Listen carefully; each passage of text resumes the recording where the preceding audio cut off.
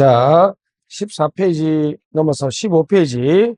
자, 갑시다. 정부 규제는, 우리 이제, 여기 나 있는 것처럼 시장 실패에 대한 대응에서는 규제 증가 동그라미, 정부 실패는 규제 완화 대충.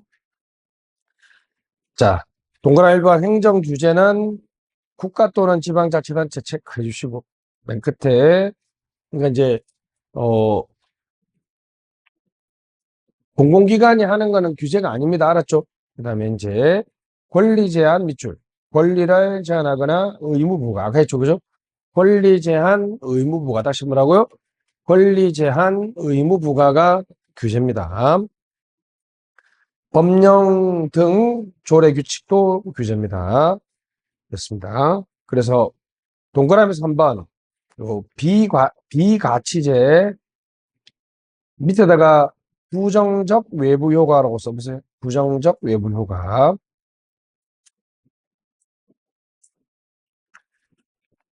비가치제는 이제 디메리트라는 단어가 여러분 가치 있다, 실적, 긍정 이런 뜻이잖아요. 그죠? 디라는 단어는 이제 부정어니까 디메리트. 예를 들면 이제 술, 담배, 마약 등을 정부가 규제하는 이유가 뭡니까? 국민들한테 바람직하지 않은 거죠. 그리고 여러분 술 한잔 마시면 사람이 혼자 조용히 자면 되는데 술 한잔 마시면 또 사람들의 용기가 생겨가지고 또 시비 걸고 싸움 박질하니까 사람들한테 긍정적 외부 효과가 아니라 무슨 외부 효과? 부정적 외부 효과를 초래합니다. 그래서 규제를 한다는 거죠. 4번 인허가 동그라미 진입 규제 면허 규제는 뭘 만들어내요? 렌트를 만들어내죠. 그죠? 렌트를 만들어냅니다. 그죠? 진입 규제나 직업 면허는 렌트를 만들어내기 때문에 이거는 시장 실패와 상관없는 얘기죠. 진입 규제는 경제적 규제, 진입 규제는 무슨 실패와 상관없다? 시장 실패와 무관합니다. 됐습니다. 그래서 동그라미 5번 끝에 소득 재분배 효과 밑줄짝. 규제를 하게 되면 어떤 집단한테는 편익을 주고 어떤 집단한테는 비용을 초래하게 되죠. 그죠? 무슨 효과가 있다? 소득 재분배 효과. 이해하셨죠, 지금? 자, 예를 들면 아까 또 설명하지만 약국에서만 약을 팔게 하면 편의점한테는 안 좋잖아요. 그죠? 근데 이제 약한테 좋은 거죠. 여러분, 저기 카카오 택시 여러분 어떻게 생각해요? 카카오 택시. 이게 기술 혁신이라고 볼 수도 있는데 카카오 택시는 사실은 직접 택시를 운영하는 사람들이 아니잖아요. 그죠? 카카오 택시는 여러분들이 카카오톡을 쓰면 이렇게 부르고 하는 그 기술 기반으로서 택시 기사님들한테 어디가 손님 있는 거 알아주잖아요. 그거 알려주고 손님 콜 받아서 하는 거에서 여러분들이 택시비가 10,000원 나왔으면 윤정은 얼마 정도 카카오한테 주면 좋을 것 같아? 본인 주관적 기준. 너는 인생을 너무 쓰면은 빵원. 저는 빵원은 좀 아니잖아요. 그죠? 어찌됐든 카카오톡도 약간의 기술적 걸 사용했으니까. 지금 제가 알기로 기사님들이 엄청나게 불만이 많습니다. 그러니까 예를 들면 카카오톡을 이제 손님 많을 때는 카카오 콜을 안 켜. 그걸 콜을 받아서 하면 제가 알기로 5에서 10%가 정도의 그 요금을 사실은 그 사람들이 그 정보 여러분들이 입력한 거 아니야 사실. 그 사람들은 한 건 거의 없는데 그죠? 근데 그걸 정부가 규제를 안 하면 결국은 택시 기사님들이 받아야 될 소득을 누구한테로 이전해줘요? 카카오톡으로 이전하는 그런 나쁜 효과가 있는 거죠. 그죠? 하여튼 정부의 규제는 소득 재분배의 효과가 있습니다. 밑에 자 표 보시죠. 자 협의의 경제적 규제는 20세기 초반 체크. 독과점도 20세기 초반이죠. 그죠? 여러분들 시장 실패, 경제 대공황이 언제 발생했어요? 1929년이니까 20세기 초반이죠. 그죠? 환경 규제는 60년대 후반 밑줄. 비교적 최근이죠. 여러분들이 이타이타이병, 미나마타병 이런 우리 그 고엽제도 일종의 그런 거 아니에요. 그죠? 그 당시에 여러분 아시죠? 그죠? 이타이타이병 들어봤죠? 일본에서 환경오염을 시키는 농약을 막 살포해서 농작물을 했는데 그 농작물들이 농약을 흡수하고 여러분 몸에 들어와서 축적돼서 생기는 병이죠. 그때부터 농약에 대한 규제를 하게 됐잖아요. 그죠? 칼슨이라는 학자가 이제 이게 예전에 굉장하게 지방직 시험 문제 한번 나왔거든요. Silent Spring.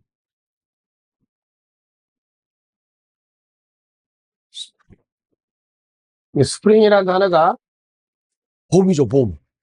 이제 유명한 책이죠. 칼슨의 침묵의 봄. 이게 시험, 아주 예전에 행정학 객관식 시험에 한번 나왔어요. 우리 이제 여러분들이 기출 문제에서 2007년 이전 문제는 사실 이제 안 봐도 되는데 상식적으로 중요해서 2007 예를 들면 이제 이러면 인천지방구급 문제다 하면 2006년까지는 인천시에서 출제를 했어요. 그러니까 충북은 충북에 출제하고 이러니까 문제의 베리에이션이 너무 커요. 이상한 데서 나오기도 하고. 그래서 2007년부터 인사혁신처에 이제 문제 출제를 의뢰를 합니다. 그래서 문제를 출제하니까 2007년 문제부터는 문제가 범위도 딱 픽스되어 있어 좋고 문제도 깔끔해요. 그죠? 이전에 나왔던 문제 중에 바로 칼슨이라는 우리 생태학자가 쓴 유명한 책이 뭐라고요? 침묵의 봄에. 이것 때문에 이제 무슨 규제가 시작됐어요? 환경 규제가 시작됐거든요. 환경 규제. 뭐 농약을 많이 쓰는 것이 못하도록 하는 그런 규제가 시작됐습니다. 협의의 경제적 규제는 시장에 대한 불신 밑줄 렌트 시킹이죠. 이해했죠? 렌트 시킹? 그러니까 시장 실패에 근거하지 않는다는 거죠. 옆에는 시장 실패, 독과점. 환경오염은 여러분 긍정적 외부 효과 아니고 무슨 외부 효과? 부정적 외부 효과니까 시장 실패에 근거하고 있는 거죠. 시장 실패에 근거하니까 규제를 해야 된다는 얘기잖아요. 그죠? 자, 진입 규제는 차별적 규제. 맞죠? 누구는 진입하고 누구는 못하게 하니까 무슨 규제? 차별적 규제죠. 관료들이 지들 마음대로 하니까 무슨 규제? 재량적 규제죠. 근데 독과점 규제는 비차별적 규제입니다. 예를 들면 옆에다가 50% 써보세요. 50%. 더 써야 됩니다. 무조건입니다. 자, 무슨 얘기 하려고 하면 여러분, 우리나라에 여러분 독점의 기준이 몇 프로인지 아세요? 50%거든요. 그럼 잡으세요. 50%가 넘어섰는데 대통령 아들 기업이야. 그럼 규제를 안 해요? 못할 수가 없잖아. 법에 딱 몇 프로가 돼 있어요? 50%가 돼 있으니까 내가 봐주고 싶어도 봐줄 수 있어 없어요? 봐줄 수 없죠. 재량적 규제예요? 비재량적 규제예요? 비재량적 규제입니다. 자, 환경 규제는 당연히 비차별적 규제입니다. 맞죠? 법정화 동그라미. 법정화되어 있기 때문에 재량적 규제다, 비재량적 규제다, 비재량적 규제입니다. 자, 모든 기업들에게 똑같이 오염물 저감 장치를 설치하도록 하면 이거는 잡으세요, 여러분. 어떤 기업은 설치하도록 하고 어떤 기업은 설치하지 않도록 하는 게 아니죠. 모든 기업에 똑같이 하니까 차별적이에요, 비차별적이에요? 비차별적이죠. 그럼 독과점은 잡으세요. 독점 기업은 규제를 하지만 독점 기업 아닌 애들은 규제를 안 하니까 차별적 규제예요, 비차별적 규제요? 이건 차별적 규제죠. 됐습니다. 포획 빈번히 발생. 맞죠? 왜요? 왜? 진입 규제는 뭘 만들어내요? 렌트를 만들어내잖아요. 그죠? 그러니까 포획이 발생하지만 이건 규제 포획의 가능성이 없습니다. 왜 그럴까요, 여러분? 여러분 아무리 로비를 하고 압력을 넣어도 아니 50% 규제하도록 돼 있으니까 봐줄래야 봐줄 수가 있어 없어요? 봐줄 수가 없잖아요. 그죠?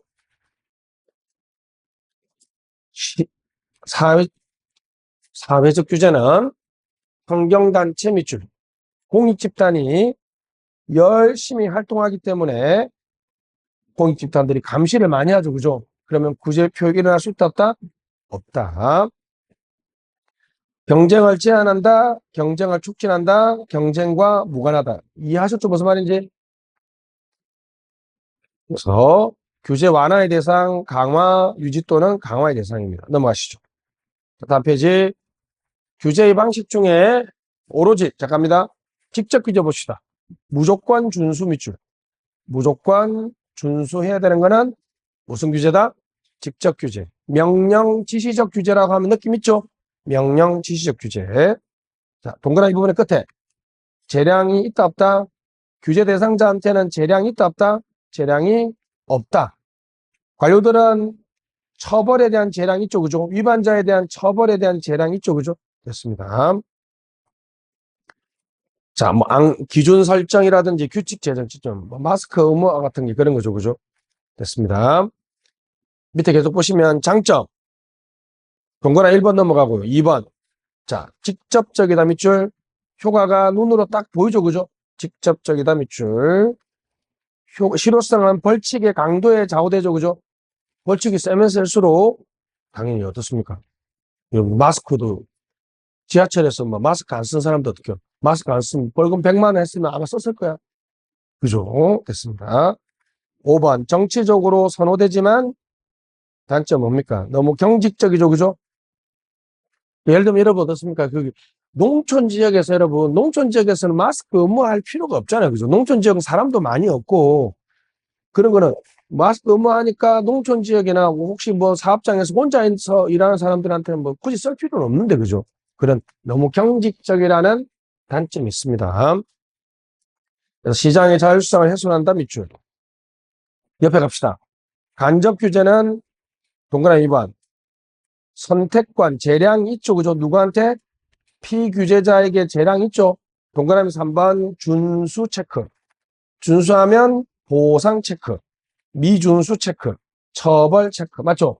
지키면 보상을 주고 안 지키면 처벌을 한다는 거죠. 정보 공개, 품질 인정 규제, 등급 사정 규제. 장점, 시장의 자율성을 해소를 하지 않습니다. 유도적이고 신축적이다 밑줄. 있습니다. 재량 대상자에게는 재량이 있습니다. 단점은 아무래도 여러분 간접 규제는 효과가 간접적이기 때문에 정치가들이 잘 수용을 안 하죠. 그죠? 됐습니다. 환경 규제는 여러분 간접 규제가 좀 적절하지 않아요. 요즘 좀 바뀌었는데 예를 들면 잡으세요 여러분. 자, 여러분 강을 오염시키지 못하도록 금지하는 거는 강에 오염물을 배출하지 못하도록 금지하는 건 간접 규제예요? 직접 규제예요? 직접 규제죠. 배출하지 마. 자, 무슨 그러면 야, 너 오염물질 배출하는데 배출하는 정도만큼 벌금을 많이 낼 거야. 내가 배출할지 말지에 대한 선택권이 있죠. 그럼 돈을 받아서 어떻게 한다고요? 오염물을 정화시키는 거죠. 간접 규제는 말이 안 되는 거야. 강을 깨끗하게 해야 되는데 배출하게 하고 오염물을 정화시킨다는 거는 아예 처음부터 배출하지 못하도록 하는 게 더 좋잖아요. 그러니까 환경 규제는 간접 규제는 적합하지 않습니다. 그죠? 간접 규제는 적합하지 않습니다. 이것도 아니고 저것도 아닌 게 무슨 규제라고요? 자율 규제 밑줄 공동 규제입니다. 당연히 정부지만 예외적으로 밑줄. 피규제 산업 또는 피규제 산업 밑줄. 피규제 집단이라고 됩니다. 됐습니다. 동그라미 2번. 맨 끝에 피규제 집단에게 위임 동그라미 집단이 스스로 하니까 마치 자율적으로 하는 것처럼 보이죠, 그죠? 그래서 무슨 규제다? 자율 규제다. 자율 규제다. 자, 변호사 테크, 법무사, 뭐 의사, 협회 같은 것들이 대표적인 거죠. 왜 그럴까요? 동그라미 1번, 2번이 정확한 설명이죠, 그죠? 여러분들이 관료들이 의사에 대한 징계하려고 하면 관료들이 의사가 아니니까 의료사고인지 아닌지 판단하기가 어렵죠. 동그라미 1번 행정력 부족. 동그라미 2번 기술적 전문성 부족. 근데 나쁜 건 3번이에요. 의사들이 자기들한테 나쁜 여론이 형성될 것 같아서 자기들이 스스로 이슈를 선점해서 그 국민들의 요구에 피해 나가는 경우도 많습니다. 그죠? 3번은 좀 나쁜 측면이죠. 그죠? 자율규제입니다. 어떤 집단은 자기들 하는데 어떤 집단은 안 해줘요. 그죠?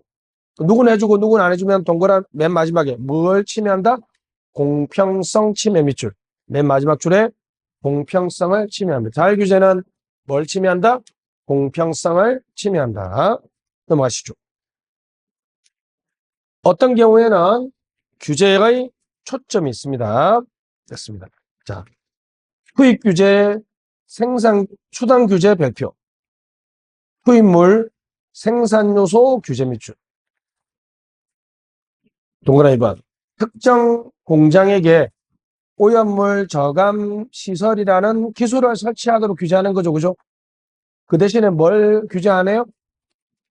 배출되는 오염물의 농도나 수준을 규제하지 않아요. 됐습니다. 장점이 가장 파악 용이. 맞죠? 가보서 장치가 설치되어 있는지 눈으로 보면 되죠. 수능 파악 용이. 단점. 사회적 목표치를 달성하지 못할 가능성이 많습니다. 오염물 저감 장치를 설치했는데 그게 오염물 배출을 못하는 나쁜 결과를 초래하지만 그 저감 장치가 여러분 1억짜리면 어떻습니까? 밑에 기업들에게 많은 부담만 초래, 재량 박탈, 성과 규제가 있습니다. 성과 규제는 반대예요. 사회적 목표치 밑줄. 그러면 이산화탄소 배출 농도만 정하고 반대로 말하면 기술이나 시설이나 뭘 투입해야 되는지에 대해서는 규제한다, 규제하지 않는다? 규제하지 않습니다. 알았죠? 규제하지 않습니다.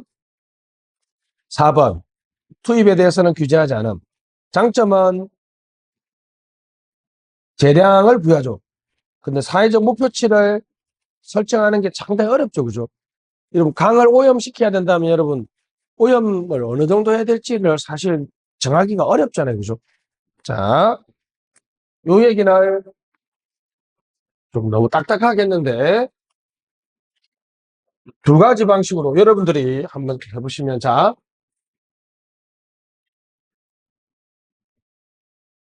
학교 급식 한번 생각합시다. 학교 급식. 다 졸업했으니까 학교 급식 다시 먹고 싶은 추억이 돋나요? 나는 나는 학교 급식 세대가 아니라서 군대에서 정말 먹었던 것 중에 놀라웠던 거는 소고기 미역국. 왜 놀라웠냐 하면 저는 경상남도 진주에서만 자라가지고 또 어머님이 어물전을 하셨거든요. 그러니까 나는 군대에서 그걸 먹기 전에 미역국에는 홍합만 들어가는 줄 알았어. 우리나라 근데 알고 보니까 미역국에 들어가는 종류가 많죠. 홍합 미역국, 소고기 미역국, 저기 이제 제주도 가면 뭐요? 제주도 가면 엄청 비싼 해산물 있잖아. 전복 뭐 있잖아. 그 조그마한 거 그거. 현우야 알지 뭔지? 아이, 그 노란 거 조그만 알. 성게 미역국. 성게 미역국은 성게가 너무 비쌉니다. 이거 너무 맛있었어. 근데 나는 우리 엄마한테 서운함을 느꼈잖아. 소고기 미역국이 너무 맛있는 거야. 홍합 미역국보다 그랬습니다. 내일 와서 휴가 나와서 엄마 왜 나 우리한테는 소고기 미역국 안 해주네. 싸다고 한데만 엄마가 얘 등짝 쓰네. 이놈아 엄마가 막 홍합 팔아나 뭐 해주는 거지. 소고기 살 돈이 어딨냐고. 자 여러분들이 급식업자입니다. 두 가지 한번 해볼게요. 야, 너 급식 수준, 급식의 상출이 어느 정도인지는 내가 타치 안 할 텐데 애들이 먹으니까 친환경 재료만 쓰라라고 규정할 수 있어요. 그죠? 근데 반대로 네가 쓰레기를 쓰든 뭘 쓰든지 내가 상관 안 한다. 근데 호텔 삼성급 호텔 수준의 산출만 하면 내가 어떤 요소를 쓰든지 내가 규제 안 할게. 여러분이 기업이면 어느 거 더 선호해요? 당연히 성과 규제나 산출 규제를 선호하겠죠. 다시 이거는 급식에 들어가는 투입물을 규제하는 거죠. 무슨 규제예요? 투입 규제. 다시 무슨 규제? 투입 규제. 다시 무슨 규제? 투입 규제. 이거는 무슨 규제? 성과 규제, 산출 규제죠. 투입 규제를 하면 정말 좋은 점은 맨날 가서 친환경 농수산물인지 검사하면 되는 거죠. 치명적인 단점이 뭡니까? 정말 좋은 재료죠, 식재료죠. 생산 과정을 거쳐서 산출이 김밥나라 수준이라 그러면 정말 심각한 문제가 되겠죠.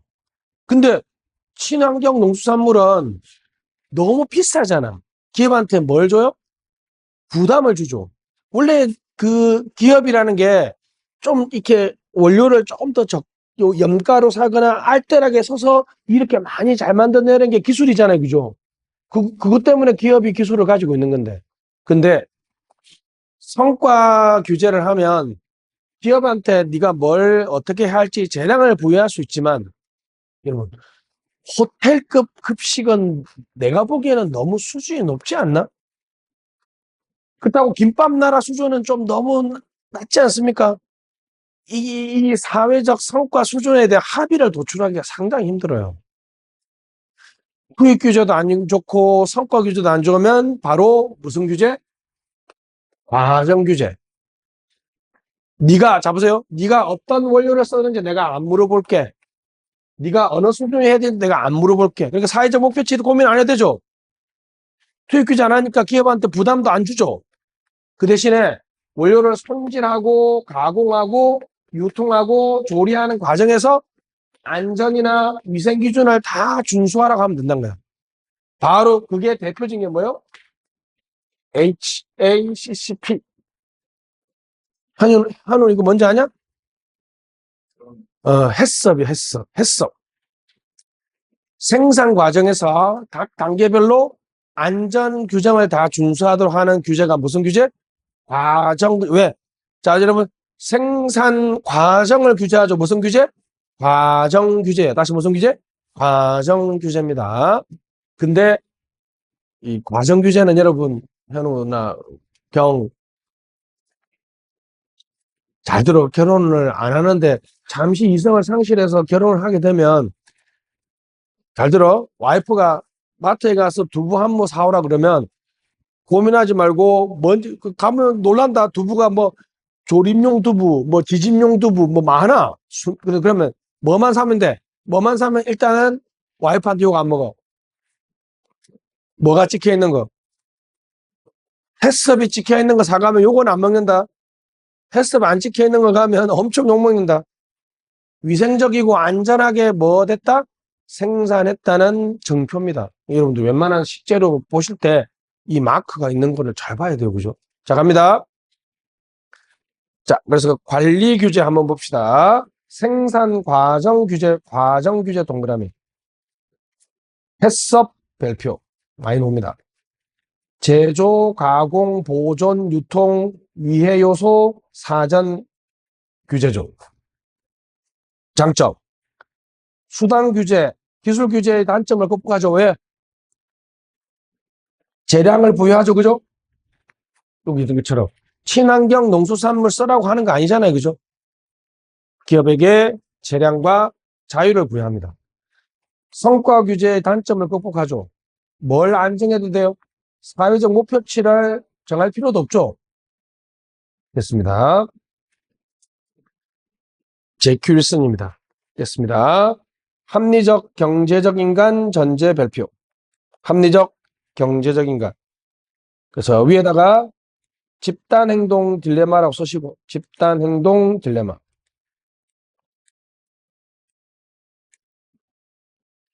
쉽게 말하면 모두에게 좋은 행동은 내가 안 하고 무임승차 쓰시고, 뭐 하려고 한다?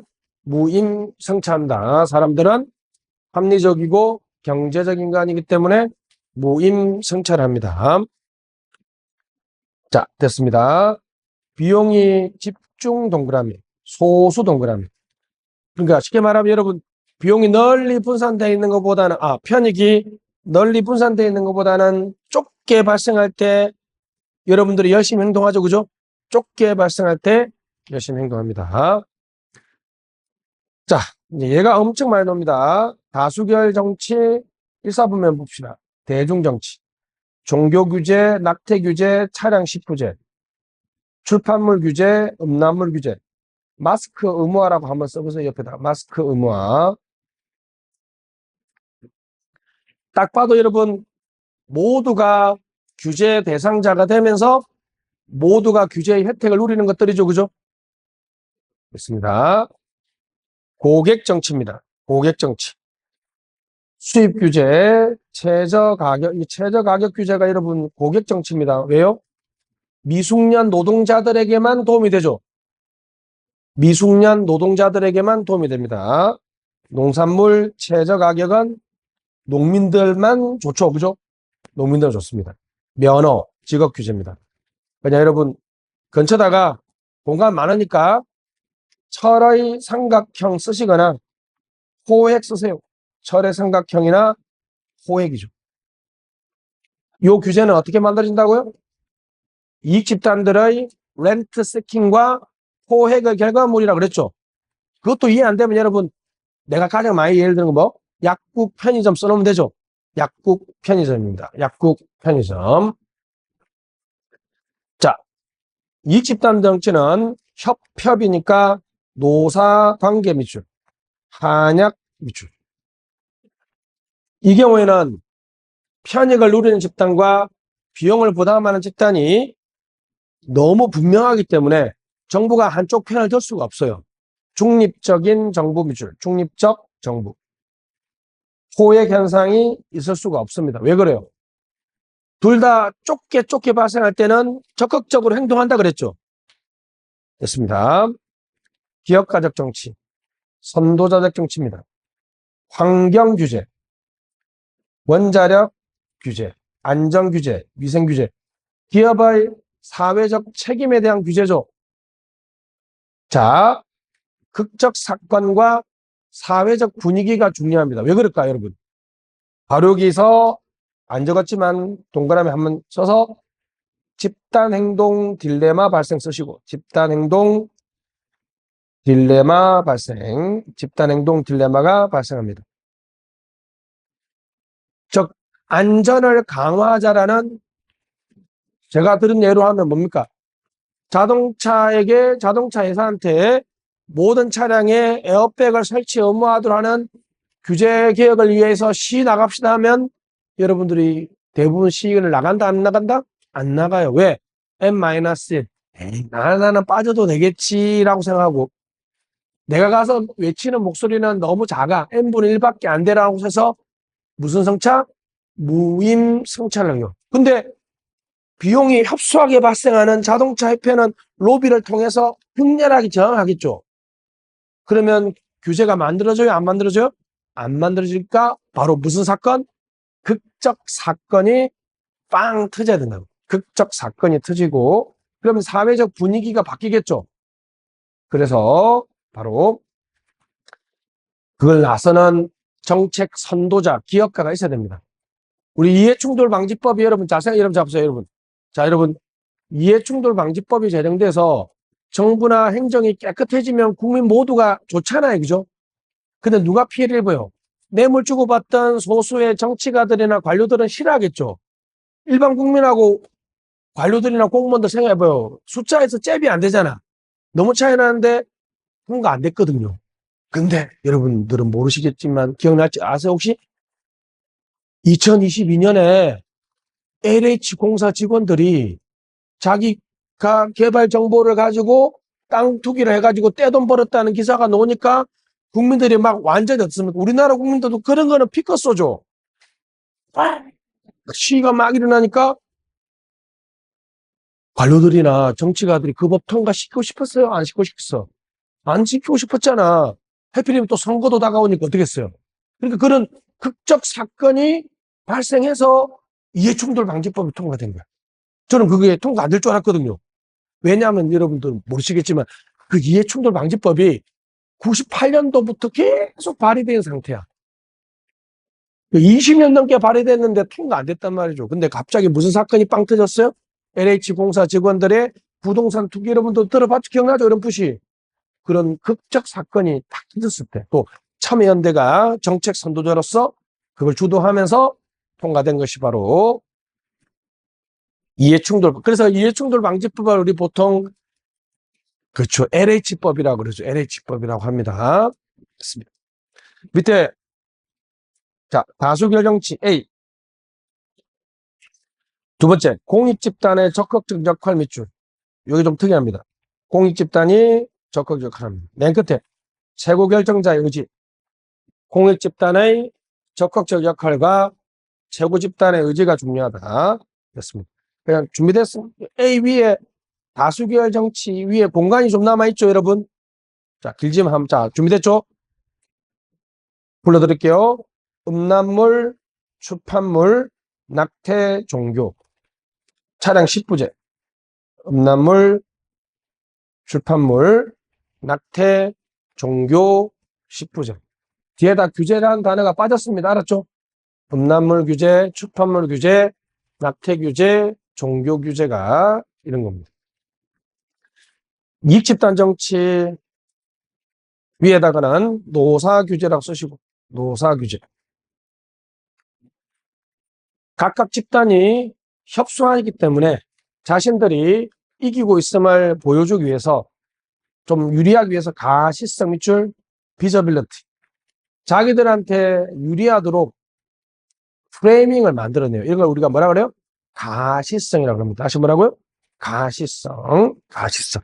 잘 보여질 수 있도록 요번에 가시성이 성립했죠. 그죠? 농산물.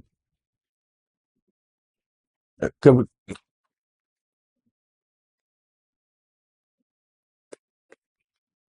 그러면 이제, 수민이 포도 좋아해? 그냥 무조건 좋아한다고 해. 빨리 좋아하지. 윤정도 좋아하지. 근데 우리가 한 칠레 FTA를 통해서, 와, 씨들의 유머한 포도인데 씨가 없어. 그냥 어떻게 해요? 아, 포도도 씨를 씹는 맛이 있어야 되는데, 그치? 근데 씨들의 너무 맛있죠? 자, 보세요.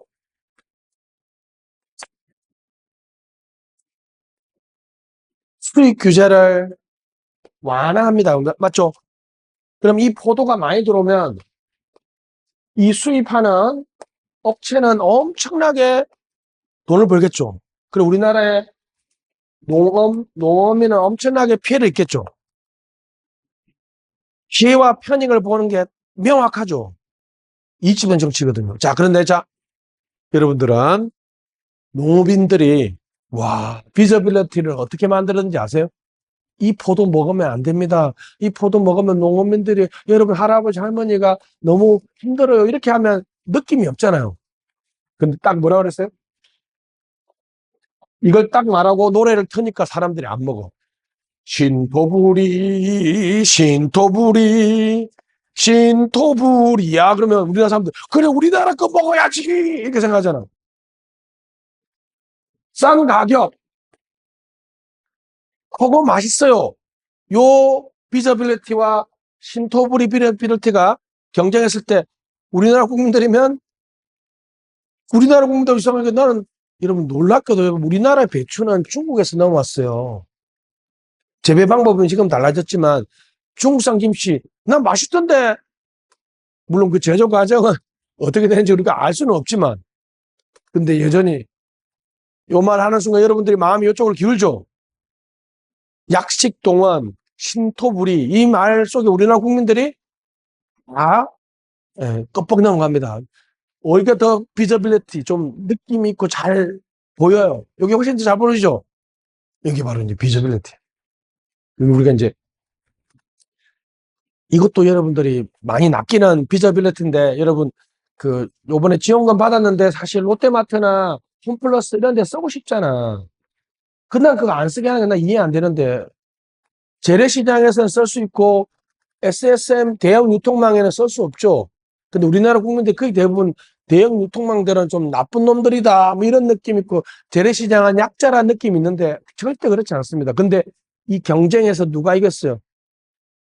재래시장이 이겼어요. 재래시장이 껍벅하면 쓰는 말이 뭐예요? 골목 상권 보호. 되게 많이 들어봤죠? 비저빌리티를 잘 만든 거야. 우리가 또 골목 상권이라고 하면 우리가 또 우리나라 국민들도 갬성적이잖아. 골목은 또 우리 정감 있고 보호해야 된다는 느낌 있고 약자라는 느낌 있죠. 싼 가격라는 게 우리가 아무래도 국민들이 싼 가격으로 사 먹고 싶지만 대놓고 또 그런 걸 말을 못 하거든요. 제가 지금 뭘 설명해요? 비용과 편익이 명확할 경우에는 어떤 집단이 이기려고 일반 국민들을 설득시키기 위해서 뭘 강조한다? 비저빌리티를 강조한다는 거죠. 자, 정부는 중립적이다. 아까 했죠. 중립적이다. 포획 없다. 왜 그래요?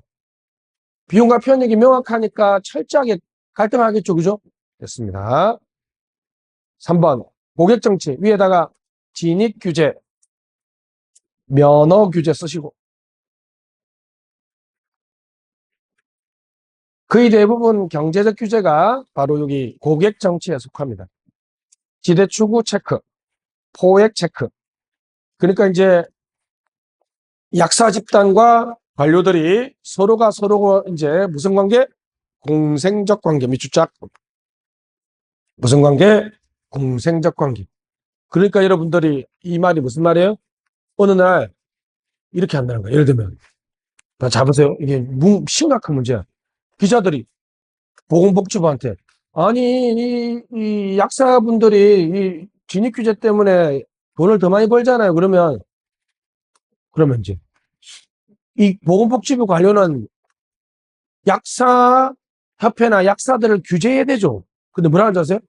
요즘 약국이 너무 많아서 경쟁이 과다해서 걔들이 좀 적정한 뭐 수익을 올리기 힘들다. 지금 누구를 옹호해 지금?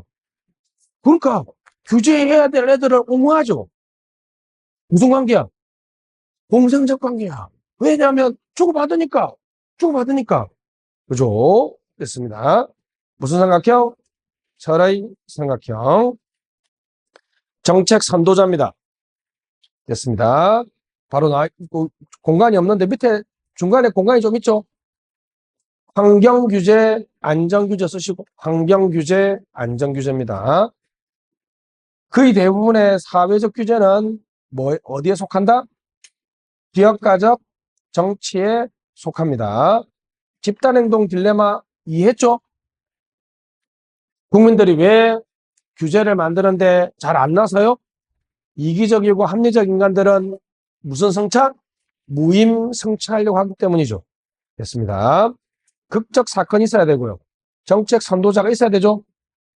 아까 LH법 얘기했고 이 경우에는 이제 적대적 관계가 되죠. 적대적 관계가 됩니다. 규제 역설이 있는데 규제를 줄이자는 거죠. 과도한 규제는 과소한 규제가 됩니다. 여러분들이 할 일이 너무 많으면 아무 일도 못하죠.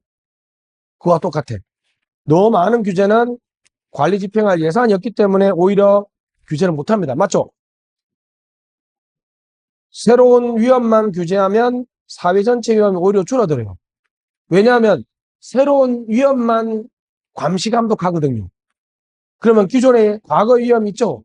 이런 거 여러분들이 예를 들면 정치가들 엄청 경계해야 됩니다. 예를 들면 뭐 4대 범죄 척결 이런 거. 이게 나쁜 건 아닌데 여러분 이게 국민들한테 호소하기는 좋은데 여러분들 당선되면 그러면 모든 대부분의 경찰 인력을 어느 범죄에 투입하겠어요? 4대 범죄에 투입하면 나머지 범죄들은 더 늘어날 수밖에 없죠. 이 얘기예요. 이 얘기. 그죠? 최고 기술을 요구하는 규제는 기술 개발을 지연시켜요. 이거는 여러분 말로 설명해 볼게요. 여러분 잡으세요. 여러분 액티브 X를 우리가 설치를 의무화했었거든요. 그러면 어떤 업체가 포스가 엄청 생체인식 좋은 암호 기술을 개발했어요 라고 해서 기업들한테 써봐요. 그러면 기업들이 뭐라 그래요? 안 써. 왜? 지금 법에는 뭐만 쓰도록 하고 있어요? 액티브 X만 쓰도록 규제하고 있죠. 더 좋은 기술을 개발해도 안 쓰니까 이 기술 개발을 해요? 안 해요? 안 한다는 거야. 그러니까 어떤 기술을 써라고 강요하는 것은 절대 바람직하지 않습니다. 됐습니다. 소득 재분배 최저임금이라고 써보세요. 최저임금. 사회적 약자야. 여러분들 친구들 중에 그런 사람 있잖아요. 그죠? 문재인 대통령 때 최저임금을 갑자기 올려버리니까 어떤 편의점에서 3명의 알바생을 고용하다가 알바비가 너무 많아지니까 1명을 자르고 점주님이 직접 일하죠. 누구를 보호하기 위해서? 최저임금 받는 사람을 보호하기 위해서 최저임금 올려버렸더니 누구한테 더 안 좋아져요? 사회적 약자한테 더 안 좋아진다는 거야. 맞습니다. 상품 정보 공개 의무화는 소비자들의 실질적 정보량을 줄입니다. 원래 가만히 두면 여러분 기업들이 경쟁을 하면 자기 기업 제품이 더 좋다고 자꾸 정보를 공개할 거 아니에요. 그죠? 보면은 이거는 무조건 공개 딱 해버려. 알았어. 그것만 딱 공개하고 나머지는 공개 안 해버려. 오히려 규제를 하면 오히려 우리가 의도한 바대로 안 되고 정반대로 되는 게 무슨 상황이에요? 역설이야. 무슨 역설? 규제의 역설입니다. 규제 피라미드. 아까 말했던 것처럼 뭐가 뭘 만들어내는 현상? 규제가 규제를 만들어내는 하르베이브 이펙트라고 합니다. 하르베이비는 여러분 자 들어보세요. 미국의 그 동화책에 이 타르라는 이 담배를 피면 나오는 끈끈한 아스팔트 끈적끈적한 그게 타르거든요. 이제 토끼 인형에 끈적끈적한 타르를 묻혀가지고 미국에서 여우 사냥을 그렇게 했대요. 그럼 이제 나무 밑에 두면 여우가 보기에는 어떻습니까? 내 먹인 토끼가 있잖아요. 그걸 딱 물면 너무 끈적끈적해서 안 떨어진대. 그럼 다른 여우가 나도 기억했네 하면서 계속 그 타르 베이비라는 인형을 계속 무는 거야. 우리가 아파트를 규제하면 오피스텔로 투기를 하죠. 그럼 또 무슨 규제를 해요? 오피스텔을 또 규제를 해요. 그럼 또 빌라에 가죠. 그럼 또 어디로 규제해요? 빌라를 규제한다는 거예요. 한번 규제하면 계속 규제가 만들어집니다. 그럼 규제가 차곡차곡 피라미드처럼 쌓이겠죠. 규제, 피라미드, 규제가 규제를 낳는 현상입니다. 자, 다음 페이지 가시죠. 딱 보면 됐습니다. 동그라미 A. 파저티브, 네가티브, 네가티브. 다시 무슨 티브? 네가티브, 파저티브. 파저티브 봅시다. 허용 동그라미. 원칙 밑줄, 금지 밑줄, 예외 밑줄, 허용 밑줄. 맞죠? 원칙, 금지, 예외, 허용. 허용하니까 무슨 티브? 파저티브. 네가티브 밑줄, 원칙 밑줄, 허용 밑줄, 예외 밑줄, 금지 밑줄. 맞죠? 원칙, 허용, 예외, 금지. 금지하니까 무슨 티브? 네가티브. 규제개혁은 파저티브로 가야 돼요? 네가티브로 가야 돼요? 네가티브로 가야 되겠죠? 국민에게 권리와 재량이 훨씬 더 크죠? 무슨 티브? 네가티브. 그래서 최대한 양을 줄이고 규제의 품질 관리 밑줄, 규제의 무슨 관리? 품질을 관리해야 됩니다. 규제의 품질 관리, 품질 관리. 직접 규제보다는 품질이 좋은 게 간접 규제가 더 품질이 좋죠. 규제 대안 동그라미. 그래서 이제 나타나는 대안이 동그라미 3번. 간접 규제, 탄소 배출권, 규제 협의, 정보 제공, 행정 지도, 잘 규제가 있습니다. 자, 3단계는 규제 관리 밑줄. 자, 복잡성 밑줄, 정합성 밑줄. 규제와 규제 사이에 정합성을 제고하는 것이 무슨 단계? 규제 관리 단계. 요게 시험 전례입니다. 자, 보세요. 자, OECD 규제 개혁 3단계. 양질 관리. 시작. 양질 관리다. 시작. 양질 관리. 맞죠? 양을 줄이고 질을 개선하고 관리하는 거죠. 양을 줄이는 대표적인 방식이 무슨 티브에서 무슨 티브? 파저티브에서 네가티브. 다시 뭐라고? 파저티브에서 네가티브로 간다는 거죠. 자, 우리나라 규제개혁 기본법은 97년 제정 체크. 선셋입니다. 선셋. 여러분, 선셋이 영어로 해가 지는 걸 우리 뭐라 그래요? 일몰이라고 그러죠. 위에다가 자동 폐기 쓰세요. 자동 폐기 장치. 이게 선셋이죠. 어떤 여러분들 규제를 하잖아요. 그래서 맨 밑에 조항에 이 규제는 5년 뒤에 폐지한다. 그러니까 자동으로 폐지하는 조항을 넣어놓는 거죠. 그러니까 규제가 여기서 해가 떠서 5년 뒤에는 해가 지는 거니까 선셋이죠. 규제, 무슨 제? 일몰제. 이게 왜 하느냐 하면 여러분, 해보니까 어떤 규제가 만들어졌잖아요. 야, 이거 필요 없다라고 없애자 그러면 또 그 당시에 가면 반대하는 사람들이 엄청 많아. 그럼 규제를 폐지하기 어려워요. 근데 반대로 잡으세요. 5년 뒤에 자동 폐지한다라고 했으니까 딱 폐지해놓고 그때 이제 필요하면 또 논의를 하면 되는 거죠. 그래서 작은 정부를 위해서 많이 했던 정책이 무슨 장치? 일몰장치, 일몰법. 밑에 있네요. 5년 밑줄. 5년 어떤 규제를 만들더라도 5년을 초과할 수 있다 없다? 5년을 초과할 수 없습니다. 대통령 소속 밑줄짝. 요게 시험에 잘 나옵니다. 국무총리 소속 X 쓰시고 근처에다가. 시험에 가장 많이 나왔어요. 규제개혁위원회는 어디 밑에 있다? 대통령 밑에 있습니다. 알았죠? 규제개혁위원회는 대통령 밑에 있고 국무총리 밑에 있지 않습니다. 위원장이 2명입니다. 국무총리가 위원장, 대통령이 위원장이고 또 민간의 위원장이 1명 있습니다. 자, D가 시험에 많이 나왔어요. 국회 체크, 법원 체크, 헌법재판 체크, 선관위, 감사원. 규제개혁 기본법을 적용받지 않습니다. 그죠? 무슨 말이냐면 여러분, 국회가 발의하는 국회의 규칙 중에 여러분 규제가 있잖아요. 그러면 대통령 소속의 규제개혁위원회 제안을 받지 않아요. 이거는 여러분 왜 그러냐면 자보세요 여러분. 권력 분립 원칙이라는 게 그리고 국회 입법권과 행정권이 분립되어 있으면 서로 간섭하면 돼야 안 돼요? 안 되잖아. 그러니까 입법부가 사법부가 하는 일을 규제를 행정부가 야, 그거 규제하지 마. 이렇게 하면 이게 권력 분립에 위반되죠. 그러니까 다시 뭐라고? 국회, 우리나라의 사법부는 2개죠. 법원, 헌법재판소.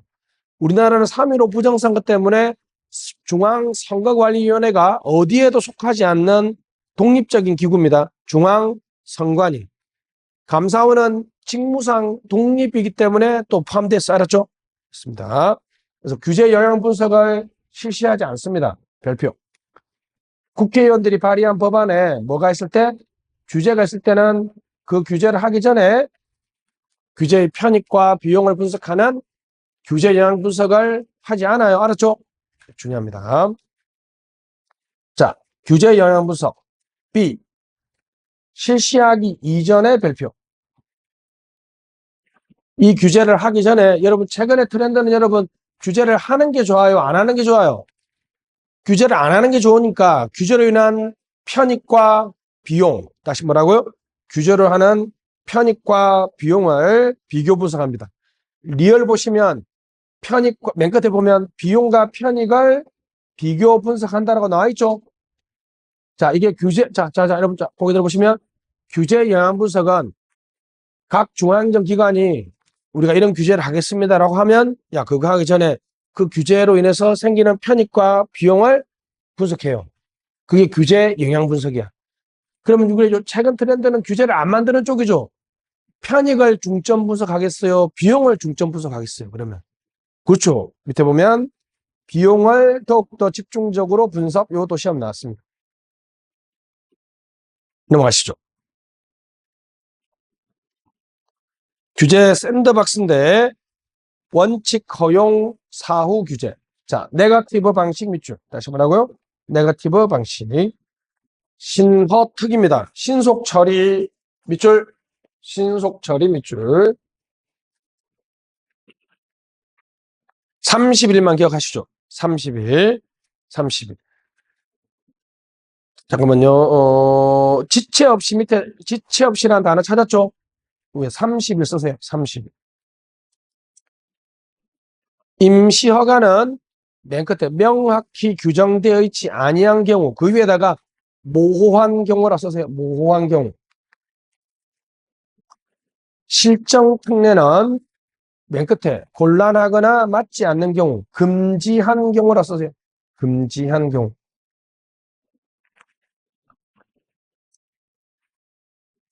자, 여러분들이 사실 규제 샌드박스의 가장 큰 수혜자입니다.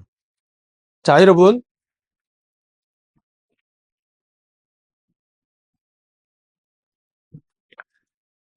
우리 이제 행정법을 여러분들이 공부하고 있다가 가정하면 이게 이제 공문서는 발신주의잖아요. 그죠? 도착했다라는 걸 하기 위해서 요지된 상태를 증명해야 되잖아요. 그죠? 그 세금 고지서 안 받았다 그러면 답이 없잖아요. 그죠? 근데 스마트폰으로 지문 인정으로 세금 납부를 한다라고 했을 때 기존의 법령에는 이 전자적으로 고지하는 것에 대한 규정이 모호해요. 인정해 주는지 안 해주는지 애매해. 그러니까 이거는 임시 허가를 해줍니다. 그 여러분들이 어느 날부터 카카오톡을 통해서 고지서가 날라오기 시작했죠. 바로 그게 우리나라의 대표적인 규제 샌드박스의 임시 허가예요. 근데 여러분,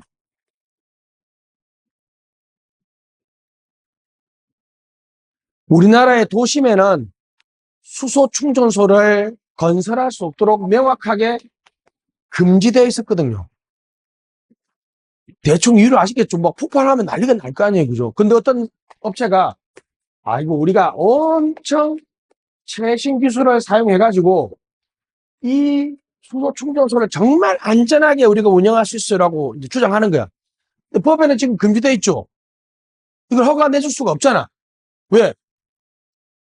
모호한 경우하고 이거는 해석을 적극적으로 하면 해줄 수도 있잖아. 그지? 이거는 금지되어 있잖아요. 이 법을 바꿀 수가 없는 거야. 왜? 이 기술을 어떻게 믿어요? 그러니까 뭐라네요? 야, 너 그 기술 한번 증명해봐. 2년 동안에 증명해서 문제가 없으면 내가 너 그 다음에는 허가를 해줘야 되겠죠. 그죠? 그래서 우리나라 1호 실정 특례가 도심 수소 충전소예요. 소문에 의하면 왜 내줬느냐 아세요? 1호 수소 충전소를 국회의사당에 설치한다는 거야. 그냥 대충 웃어. 알았지? 폭발되면 이렇게 농담입니다. 근데 도심 수소 충전소가 우리나라의 대표적인 실정 특례인데, 그죠? 바로 그 전에 어떻게 하냐면, 이건 여러분 신기술 제품 서비스에만 적용돼요. 모든 게 아니라 이것도 여러분들 그죠? 핀테크라는 기술을 활용하는 거죠. 이것도 최신 신기술을 활용하는 거잖아요. 그죠? 어떤 신기술을 활용해서 제품 서비스를 내가 한번 해보겠다. 이제 여러분한테 엄청 좋은 건데 어떤 이유에서든지 통과 안 된 게 뭐냐면요. 함께 여러분 제가 이거 재밌어서 많이 찾아봤어요. 여러분 요즘에 배달하시는 분들이 오토바이 뒤에 배달 박스가 튼튼하죠. 대단하죠. 어떤 업체가 뭐라고 했냐면 그 배달 박스에 발광 다이오드를 달아서 광고를 할 수 있도록 하는 걸 사업을 하고 싶은 거야. 오, 되게 참 신하지 않습니까? 그죠? 광고를 할 수 있도록. 근데 여러분이 그 사업을 하려고 그러면 그게 가능하지 않은지 모르죠. 그러니까 딱 규제 샌드박스 위원회에 제가 이런 사업을 하려고 하니까요. 30일 안에 답장 주세요. 답장 안 주면 내가 바로 합니다. 이게 무슨 처리야? 신속 처리야. 그럼 규제 샌드박스 위원회에서 여러분 잡으세요. 그걸 받아가지고 각 정부 부처에 쭉 보내겠죠. 야, 이런 사업 한다는데 혹시 너 부처에 이거 관련된 규제 있는지 물어봐야 되겠죠. 쭉 취합을 했는데 누가 반대했을 것 같아요? 행정안전부가 반대를 한 거예요. 왜냐하면 행정안전부 밑에 경찰청이 있잖아요. 경찰청이 반대를 한 거예요. 왜 반대했을 것 같아요?